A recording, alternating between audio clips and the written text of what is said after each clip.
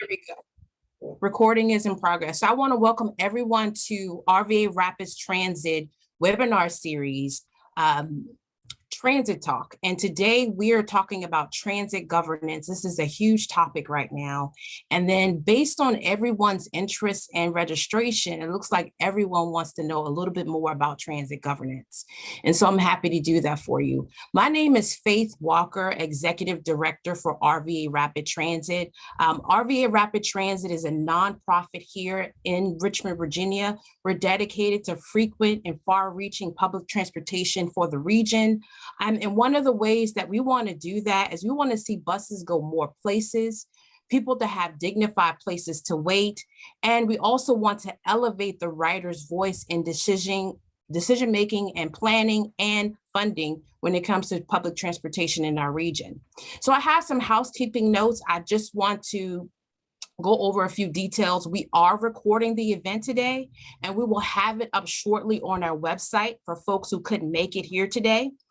So please be sure that you keep yourself on mute to cut down any background noise. And definitely, if you have any questions, please place them in the comment section. We will have time after our panel discussion to dive into those questions. So today our transit topic is about transit governance. And again, people were really interested in this topic, and so I'm glad to have you here. But before we dive into that topic, we have our programs and communications manager, Richard Hankins. He's going to just go over a few details of transit news for our region. Hi, everybody. Thank you for the introduction, Faith. If you guys don't know me, I came on just a couple months ago doing the programs and communications for RV Rapid Transit, having a lot of fun with it. And just to catch you guys up with some of the news, as you may know, there's going to be quite an extensive roadworks project happening April through June. They're going to be repaving Broad Street.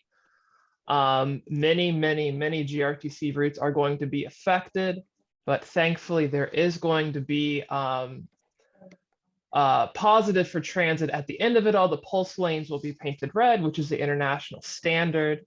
So we're really excited about that.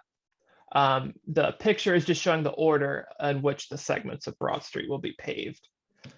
Second, if you guys don't know, Governor Youngkin has proposed a gas tax holiday in response to rising gas prices, but we really believe that this is going to be disastrous for transit in Virginia. It could cut $6 million in funding from GRTC alone. That's data from the Virginia Transit Association. And this afternoon, we're going to be releasing a formal statement on social media and email opposing the suspension.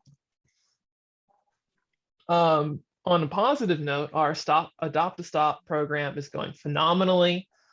Signs have been installed, so thank you so much, GRTC, for doing this, for partnering with us. You can see one of the stops in the picture. This is at Cary and Boulevard, adopted by Keep Virginia Cozy. And we were even featured on NBC 12. We had a news article and a TV spot in mid-March. And because of that and some other press we've gotten, we've had a flurry of new adopters. And we're actually reaching out to GRTC to get a new round of stops that could be up for adoption. If you have adopted a stop recently, the next round of shadow boxes and signage should go up in April. And just kind of a quote from an article in Transit Center that I thought would be good to get you guys thinking and dreaming big, from an article called "The Era of Bus Austerity is Over." And this is about the infrastructure bill. For agencies without big plans in the works, now is the perfect time to think expansively about how to compete for and use this infrastructure money. And advocates, it's up to you to provide them with ideas and encouragement. So I thought that was a great tone to set for the Richmond region in general in response to this federal money. So I'll turn it back over to you, Faith. Great. So thank you so much for updating. So again, one of the missions and goals for RVA Rapid Transit is to advocate for the writer's voice. So what I wanted to do is play a writer's voice comment with you. This is from me interviewing writers at bus stops and hearing their concerns, but also positive things. We did a campaign where we wanted to ask bus riders what they would love to see when they caught the bus. And we did that campaign in February, centered around the Love Month. So we'll play a clip from Joy right now. So if you would just say your name and what line. Okay, my name is Joy Blathers, and I ride the 7B. And I've been riding it for 40 years. And actually, the way things are now, I don't think I would change anything. It's free, so especially from my line, you know, way out in the East End, I'm really appreciative of it. So I'm enjoying it.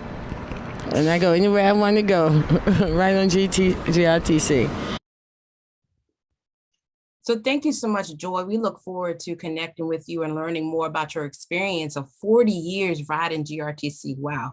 So thank you so much for sharing that with us. So what I want to do is dive right in. We started a little bit later than I wanted to, but we're ready to dive into this topic. This topic can go on. You probably won't be able to cover it in the 30 minutes that we have left, but we're going to do our best. And so with that said, there's so many different levels of people of knowledge around this topic that's on this call today. So I'm going to ask the panelists to use easy language, okay? The topic is transit governance for dummies. So we want to dumb this thing down as much as possible if we can. And so what I'll do is I'll introduce each panelist one by one, and then I'll ask that panelist in their own words to describe transit governance. Each panelist will have 5 minutes to describe transit governance.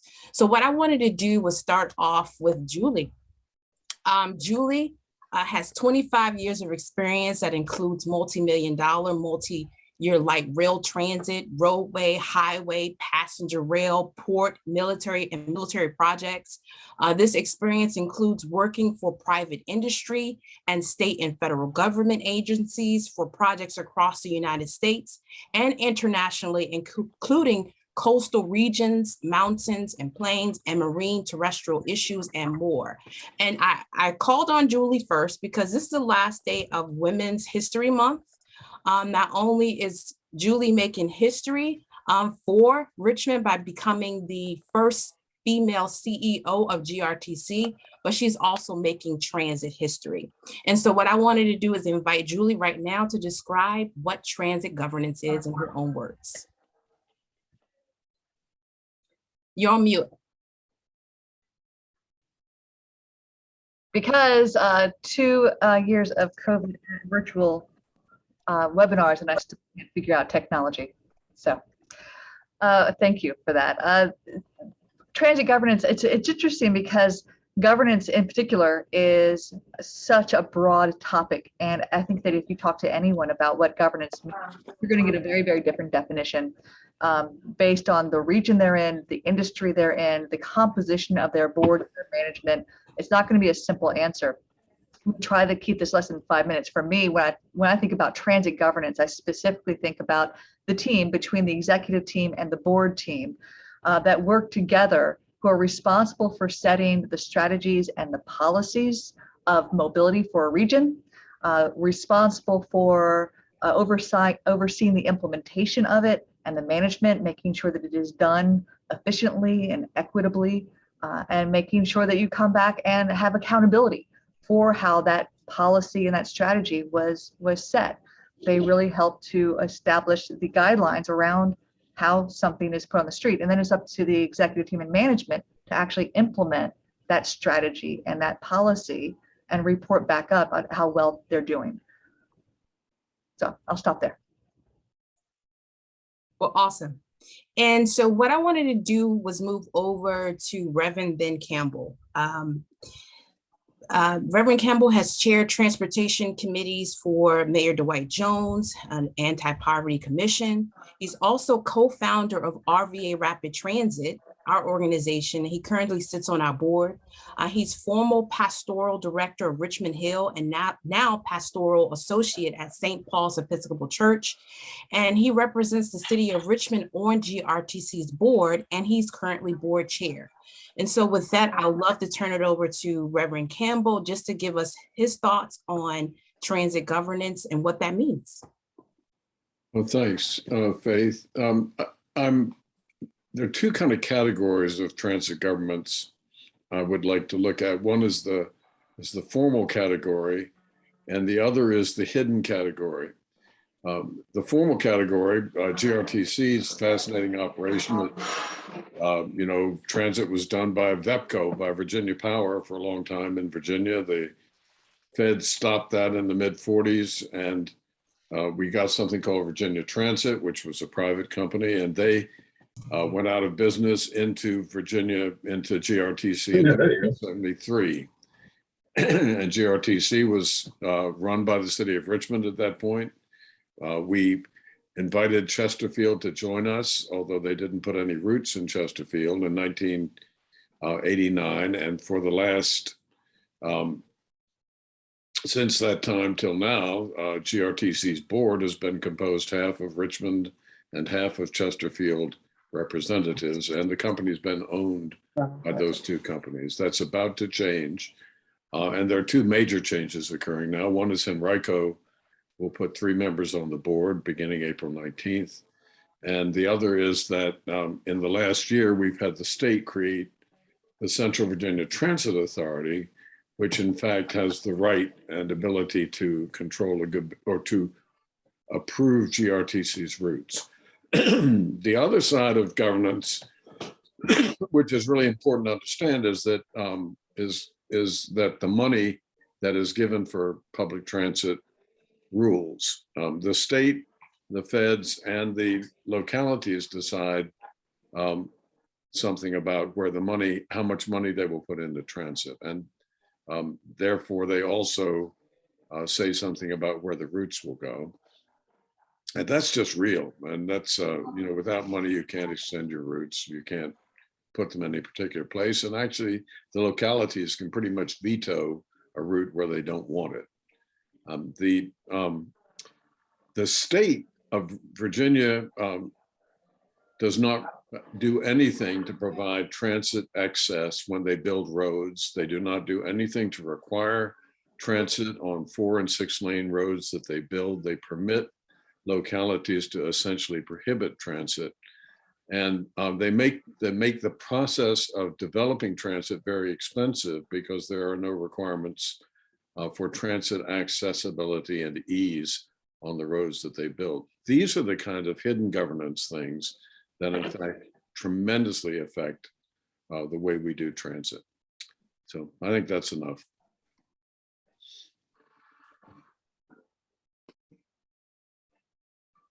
You're muted, Faith. Oh, thank you for that. So what I want to do is move over to Mr. William Harrell. Mr. Harrell is president and CEO of Hampton Roads Transit since April of 2012. Mr. Harrell has led HRT on a mission to connect Hampton roads with transportation solutions that are reliable, safe, efficient, and sustainable, in keeping with the agency's vision of reshaping itself for progressive mobility. Mr. Harrell came to HRT from the city of Chesapeake, Virginia's second largest city, where he was city manager with over 36 years in public service. He has served in various leadership roles, including Chief Administrative Officer in Richmond, Virginia, and as assistant manager in Greensboro, North Carolina, and Suffolk, Virginia. So he comes with a wealth of knowledge around transit governance, and we would just love to take a few moments to hear from him on his definition of what transit governance is. Thank you very much. And before I get started, I just want to mention how excited I am to be on this panel with these two distinguished individuals. Julie, being an HRT alum, is truly a transformational leader, and I'm excited and with all the wonderful things she's doing.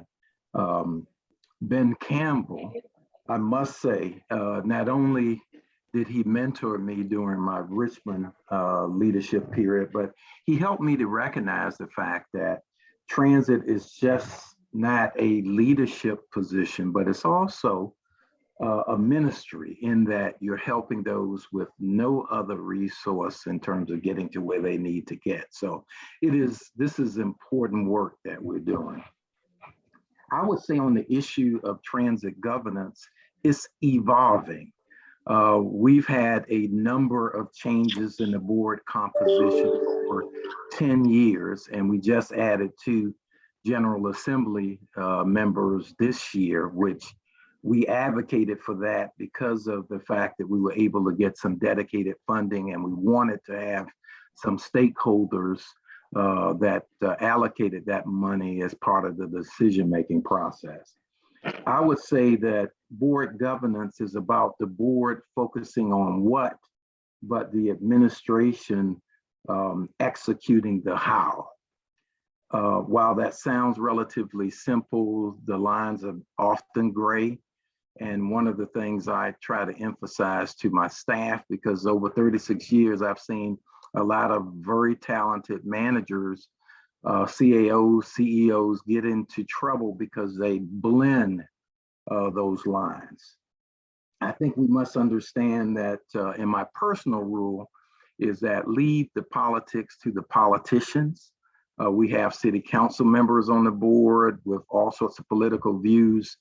As a administrative staff, we need to stick to the facts, lay out professional recommendations, and let the board do what they want to do. I've also seen other professionals get in trouble because the board wanted to go in a different direction than the administration.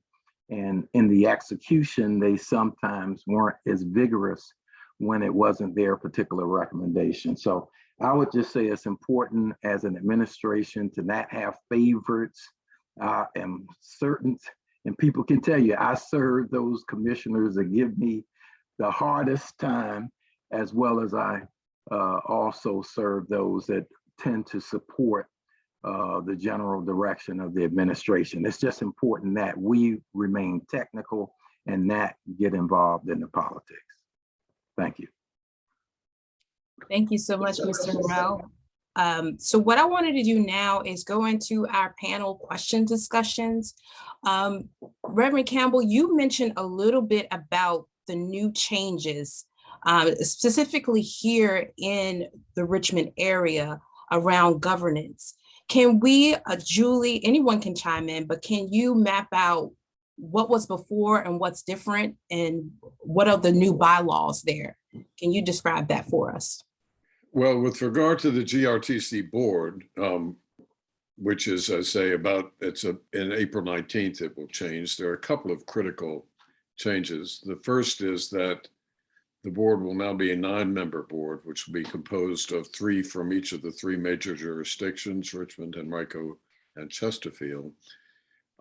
Secondly, those board members may be at least 2 out of every 3 from each of the jurisdictions may be a political person, that is a person who holds political office, and that has not been true up till now. And Henrico, in fact, is putting 2 members of the Board of Supervisors, and then as their third party, they're putting their chief person who deals with transportation policy as a staff person. The other change is that in order for any resolution to pass at the GRTC board, you must have 2/3 of the votes of each of the 3 jurisdictions, which basically means that any one of the 3 jurisdictions can veto an action, and no 2 jurisdictions can roll the 3rd one. So that's a very interesting step forward. It means that what happens with GRTC's movement has to occur with the approval of all 3 of our major jurisdictions. With regard to the Central Virginia Transit Authority, that's a brand new authority. It has its own designated tax funds, and 35% of those funds are set aside for mass transit, specifically to GRTC. But what GRTC does with them sorry, it's not 35%, 15% are set aside for mass transit. And what GRTC does with those will be prepared in a plan, which is prepared by all the 9 jurisdictions of our planning district and the Cvta. And that plan then has to be approved by the Central Virginia Transit Authority. So that's not all the revenue that GRTC has to spend by any means, because we are dealing with federal and state dollars, as well as contributions from Henrico and Richmond, and a little bit from Chesterfield. But we are also, but this plan basically has to be approved by 9 jurisdictions. It's brand new. And it'll be an interesting process to watch how it begins to be fleshed out as transit begins to be extended more effectively into the full region.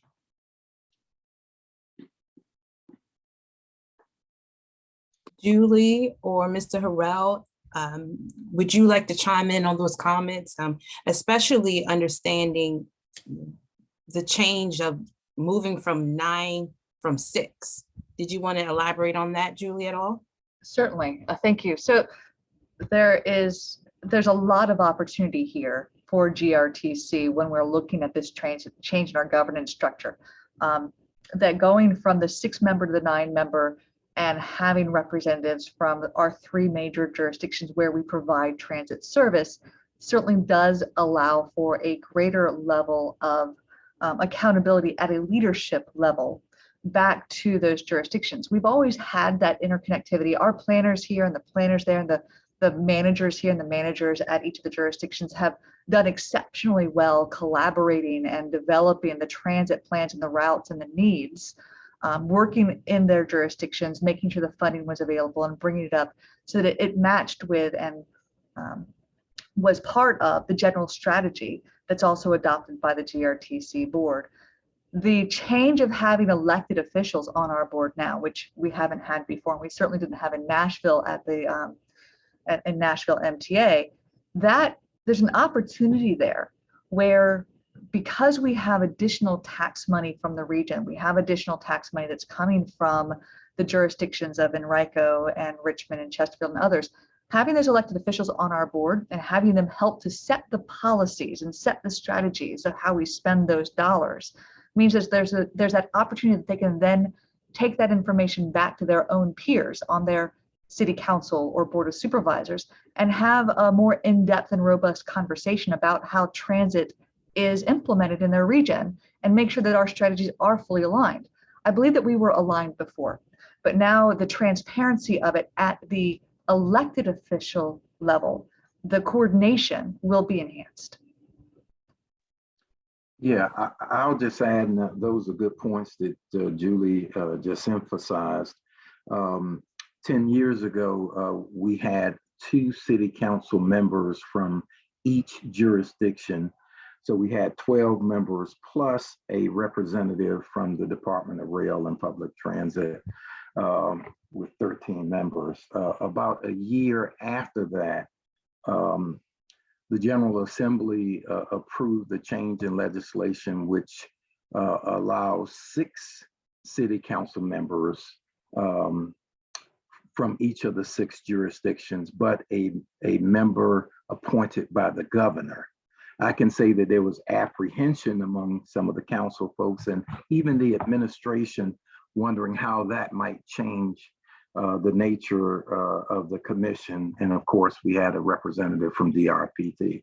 I can say that it has worked very well because you have folks who are city-centric relative to, their individual city needs, but it's been very nice to have folks that are general business individuals who are perhaps in some cases concerned about the operation and some of the efficiency and effectiveness. So it has worked very well, and I think the board has improved as a result of that. As I mentioned, just last year, we've added 2 General Assembly members, and that's been in place for about 6 or 7 months. But it is very nice to have kind of a blended board that has, a balanced perspective. That's great. You actually went into the next question, how has Hampton Roads managed its transit governance? And what are some ways or things that we can learn from how the governance is handled here in our city? And it looks like you tapped on that. Does anybody have any responses to that as well? I'll just say, in 2016, we were over budget as a result of additional cleanliness and security expenditures, and our revenues were down. And because of a major headline, that got huge political items in the forefront. And, we've done, I would say, a great job with the support of our finance team, meeting with our member cities through what's called the MFAC committee, which is all the budget and planning folks at the cities. And I always enjoy being with them because having been a city administrator, these are the staff folks that get peppered with questions by city council. So when they get a chance to turn the tables on us, they don't leave any stones unturned. I still have the painful bruises as a result of working very closely with that group. But I would say, what's important, and I think the additional funding that we're getting outside of the geographic boundaries of specific cities really is going to be a game changer in Hampton Roads, because for the first time, rather than having inconsistent service days depending on what city you're in, our customers will be in a position where they can count on 15-minute service along major corridors. So I think this will give us an opportunity to provide better service to our transit dependent, but also be in a position to attract choice riders. So I think having a balanced board, being able to be collaborative with them, to be able to track results through KPIs is important. And I think we have a pretty nice mix. We are going to have some new members, new governor appointees, and we will have to work with Governor Youngkin's office. So we're about to go through another transition, but we're prepared for it. Yeah, I think if I could follow up, that kind of what Mr. Harrell talked about is something of the holy grail of transit, is a dedicated, reliable, sustainable, growing source of revenue for transit operations that you can use to depend on, not only for maintenance of existing service, but also to grow that service and provide that frequency and reliability and affordability to your riders and to your staff. And that's when you get that and you have that, it makes the service we're able to provide that much more dependable moving forward. Part of the challenge I think that I saw on Hampton Roads, and certainly the challenge we have here, that was less the challenge in Nashville, was that in Nashville MT was one jurisdiction with one mayor and council that worked. I was going to say that they work together in harmony, but politics is what politics is. So they may not always work in complete harmony, but they were doing for the common good of one jurisdiction. When we looked here, a lot of what we did and a lot of what used to be the case in Hampton Roads, and I think that they've actually, because they've come together with that dedicated funding, are able to overcome some of that history, is that a lot of times there's a push and pull between jurisdictional needs. So you had localities not necessarily aligned with each other and with the region on what transit needed for the riders who crossed jurisdictional boundaries. And how do you balance that when we're trying to balance the needs of the region, the needs of sustainable sources of revenues against localities who have to balance their local budgets, their local jurisdictional allocations with how much they pay their police, how much they pay their schools, how much they pay their the wastewater and the stormwater and all the things that come out of a typical general fund of the city, competing against transit year after year after year. And then those localities' needs not necessarily aligned regionally. So when we can move towards that dedicated source of sustainable funding that grows, that's not competing against those other factors, you get that holy grail. I think when we got the Central Virginia Transportation Authority, when we got that funding here that provided us a little bit greater control over our destiny here. And having the elected officials come on and being part of that control of that destiny lays a path that we can align our local and our regional missions and our regional visions. So it is an exciting time that we can start overcoming some of those historic hurdles of everyone looking out for themselves. And I think you're seeing that in the last 2 years with the Cvta, and you'll see it on the GRTC board, where I think that originally the GRTC board did do that, but they still were at the mercy of those local funding sources. In the future, you'll have more balance there. So you segue, Julie, right into the next question. Where is GRTC now, and what is the relationship with the Cvta?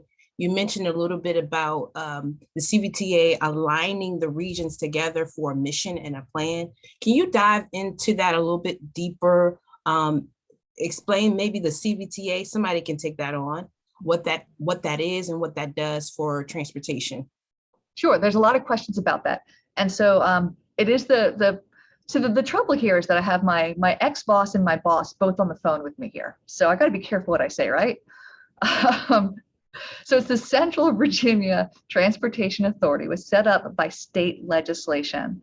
And it was set up specifically to try and leverage regional money that came from all of our 9 jurisdictions to be able to advance common mobility goals. Now, 50% of that money is going back to each of the localities that put the money in, so that they each have independent needs for transportation, from potholes to road expansions to their own transit needs. And they have 50% of the money that they put in will go back to them. The rest of the 50% of the money that's put in is split in 2 ways. 15% goes to transit, specifically GRTC, and it is a dedicated amount that we then can use for maintenance of existing service and expansion. 35% is going to be managed by the Cvta and their new executive director, whoever that might be, to look at how to do larger regional projects that cross jurisdictional boundaries. The Fall Line Trail, I think, is the first key initiative they're looking at. But the widening of 64, the connectivity of some of the other major roads that cross boundaries, they can use that money either pay as you go by spending the money as they come in for major projects, or leveraging that against bonding or smart scale or other federal and state sources to really make those dollars stretch further, the same way that Hampton Roads has been able to through bonding, and that Northern Virginia has been able to do through some of their other projects. So there's a blending there. Now that's Cvta, Central Virginia Transportation Authority. Because we're getting 15% of that money is coming to us, to GRTC. They also have the authority we have to go back and say this annually, GRTC, the board, annually, this is our budget, and this is how we're spending the budget, and these are the routes that are being funded and how they're being funded. That plan is collaborated regionally through the TPO, the Transportation Planning Organization, but it has to be approved by that portion of it that uses Cvta funds has to be approved by the Cvta board. So while they're not selecting our routes, they have a kind of a veto power. If the GRTC board tries to do something crazy with the money, they can come back and say, whoa, whoa, whoa. As elected officials with that accountability for the taxpayer money, we don't believe that's the right vision for the region. So they have some accountability there to that. I would say that because it's set up to have the regional collaboration with the TPO, because we already collaborate very, very closely with our jurisdictions, by the time the plan gets to the board, or my board, GRTC board, and by the time it gets to the Cvta board, we already have consensus. So there shouldn't be that blocking. Only if we have planners go rogue, which planners don't go rogue. There's a lot of planners on here, right? We are getting all of that in alignment, and you'll see that through the structure of the plan, but also through the governance of Cvta and GRTC. So Faith, let me just, thanks, Julie. That sounds pretty good, and you can work another day for GRTC. But Julie's great and has been a great boon to transit in this region. A very, very important person and very helpful. But here's where we get into the position that money is governance. So with regard to three issues that I'll just put before you, because in many ways, they're the issues of our next couple of years. The first is the expenditure of the money that comes through the Cvta. A portion of that money, which is set aside for GRTC, has already been taken for existing service, because when it was appropriated by the state, the city of Richmond and the county of Henrico both reduced their own contributions for existing service by 50%. So a significant piece of the money that was put in through the Cvta is already in use now in order to maintain the existing service. The remaining money is being looked at by all 9 of the jurisdictions. It's very interesting. All of them are looking at how can we get some more service or new service that we've not had, or some kind of paratransit or support service for the places where there's not a lot of population density, on the one hand. But on the other hand, we're trying to look at how we can increase our regional sense of what we are as a system, which may or may not relate to the particular jurisdictions and the money they put in through the sales tax. So it could well be that you want a line somewhere that's the next priority for population density and service that really doesn't exactly fit with what a particular jurisdiction puts in. So there are these two needs. On the one hand, a jurisdiction wants more service because in fact some more of their tax money is coming in, and on the other hand, they may or may not be a priority in terms of density and ridership. The other issue is that because Richmond and Henrico both historically are putting money in, as well as getting some Cvta support, there's a question of what happens with the other 7 jurisdictions who haven't been putting any money in, and will there be some required match from the localities to multiply this Cvta money so that the new service is not simply provided through the Cvta money, but also has local matches. And that will be worked out. We will be watching that happen, and it will make a big difference in terms of what we're able to do. So as I say, money is in fact governance, and we're going to see how it goes. It'll be an interesting next 2 years. The job of the public is to insist on public benefit, which will not always correspond with what any particular jurisdictional governance wants, but really says, do we get a better regional system? Because really, that's what we need. Great. Well, I'll ask one last question to Mr. Harrell, and then we're going to open up the chat for questions. So please, if everyone would stay mute and put your questions in the chat. We have a number of folks here today, so we want to make sure that we keep mindful of that. So go ahead and start placing your questions in the chat. But to Mr. Harrell, you worked on many different forms. You worked directly in transit agencies, but you've also served at the state and local levels. Can you explain how important it is to align? What happens when people don't align, and what best ways that we can align? And Julie mentioned how the Cbta is aligning those jurisdictions to one goal, but please share your experience on that. I certainly will. And, I think something Brother Campbell mentioned is important, having the public weigh in. And I think, Ms. Walker, what RVA Rapid Transit is doing is so important. We certainly have a transit advisory committee, but I will say an element of the dedicated funding legislation, and I see Joe Dillard, who was instrumental in that, he too has matriculated to GRTC. I won't fuss about that. I see Sam Sink as well. But, I think what we're getting out of the new legislation is something that came from, if I'm not mistaken, I think it was the realtors that said, if you're going to use taxes, grantor's taxes, we want to be at the table to help develop the overall transit vision. So a group called Urtc, which is the Regional Transit Advisory something, has been stood up by our TPO, our Transportation Planning Organization, and it's about 70 individuals strong that represent everyone from neighborhood groups to realtors, of course, as well as members of the business community, the chambers.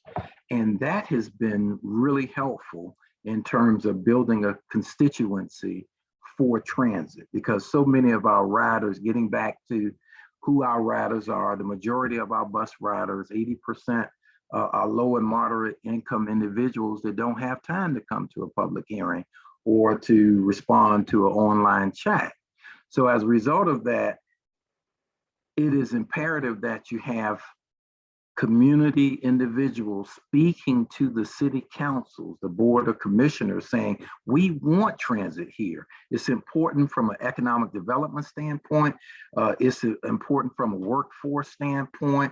When they start to hear the city council folks, the county folks, that really impacts their decision making. So I think that's going to be really important to help guide that policy discussion, because cities and counties have their own agendas, but if they see that improving transit, it betters everyone, it helps advance the regional perspective, regional economic development, then I think you have a bridge to kind of unite folks. But it's an ongoing effort, and it's certainly something that the community has to play an important role in.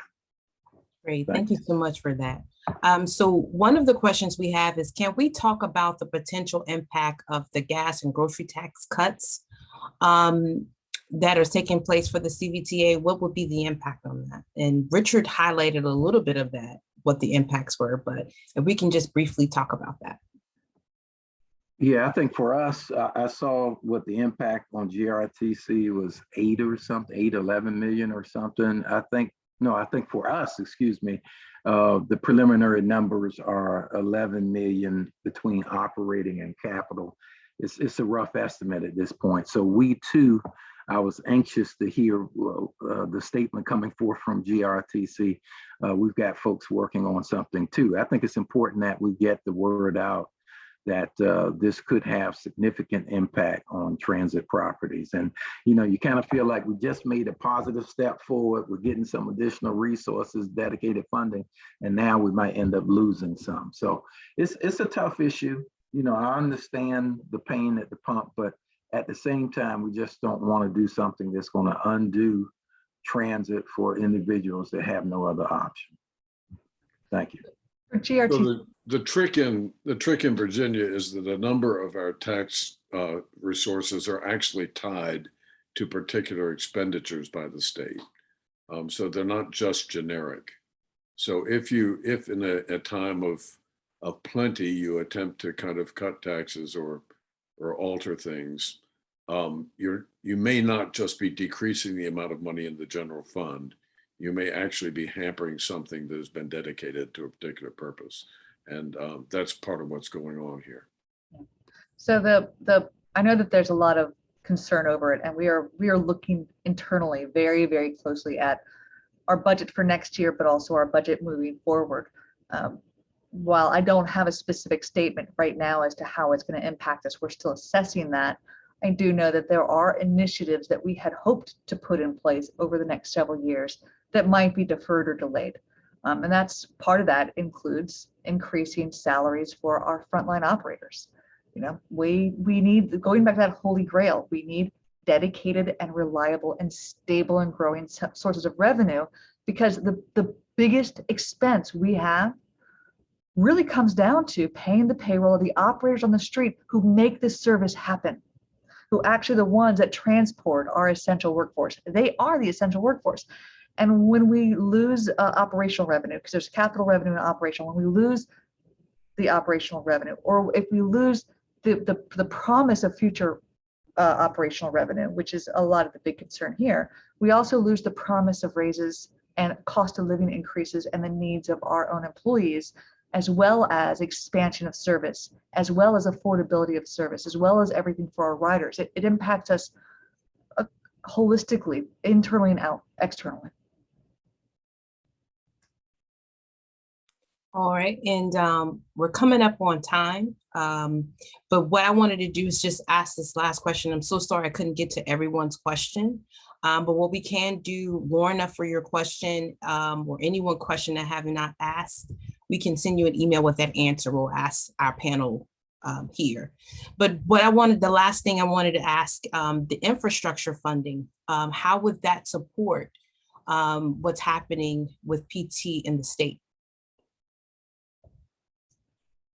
I guess, Mr. Hale, please. No? Well, I think right now the infrastructure, the bipartisan infrastructure legislation we are looking at for, capital projects, perhaps other significant facilities that are needed. And we also are hoping to get additional allocations through FTA on the operating side. But I think we're going to have to monitor that very carefully. We've got really good grant people that we're going to put together some recommendations on that. Also, we're going to seek some earmarks as well. So we're going to have a pretty aggressive legislative ask for various key projects that are important to get in place as we improve the system to be able to handle the additional capacity. Yeah, and I'll say that I think that HRT is in a little bit better position than we are to take advantage of this. And I'm going to credit myself and Sam Sink, Mr. Harrell, for putting you on that great position, because I can. They've been working, they've had a great team, and they have a great team now that have been working on planning of major capital projects, light rail extension, BRT extension, extensions to Chesapeake. They've been laying the groundwork for major capital projects for a very long time. We're probably the infancy of looking at our north-south BRT. We have great BRT, but we're a little bit behind that. We're accelerating very quickly, and the second we get that done, where we have some more estimates and some more local decision-making and alignment around those alignments, sorry for the pun, I think we'll be able to take advantage of some of those federal infrastructure bills. But I think the important part is to understand that those are infrastructure bills, they're capital bills, and they don't do a lot to help us on our operational side when we're limited to how much of that money can flex into our operational budget. And I don't know about HRT, but I know that we're maxed out in what we can flex over. We really need more operational money. Well, I want to say thank you to our panelists. This has been a great discussion. I mean, I seem like we're just scratching the surface. I wish we had more time, but thank you so much for supporting and being with us today. I want to say, take action. What can we do now? What can we do now to support transit here in the region? One of the things you can do to support transit here in our region is ride the bus, use public transportation to support transportation, cut down on emissions, but also take action. We mentioned reach out to your state and local leaders and encourage them and help them understand how important transportation is for our region. We also have ways that you can adopt a stop. You can reach out to Richard or myself. You can reach Richard at rvarapidtransit.org to adopt a stop. We are definitely advocating for keeping places dignified for people to wait. Temporarily, the adoption is in place, but our ultimate goal is to have dedicated funding to keep these spaces clean. Also encouraging organizations to sponsor stops, invest in funding as far as installing more shelters and benches in the region. Also, we're encouraging bus riders to share their stories. And so you can share your story by visiting our website or calling our online or hotline. It's 804-286-0007. But also donate, support RVA Rapid Transit. Our goal is to educate and have more opportunities like this to help people understand transit governance, but also what they need to do to impact transit for their region. So please support us, and you can get more information on how to support us by visiting www.rvarapidtransit.org and join our newsletters. So until then, we hope to invite you back to our next transit talk. Be looking out for information on that. So thank you so much for joining us today. We'll see you next time on our next transit talk. Bye-bye. Thank you. Bye.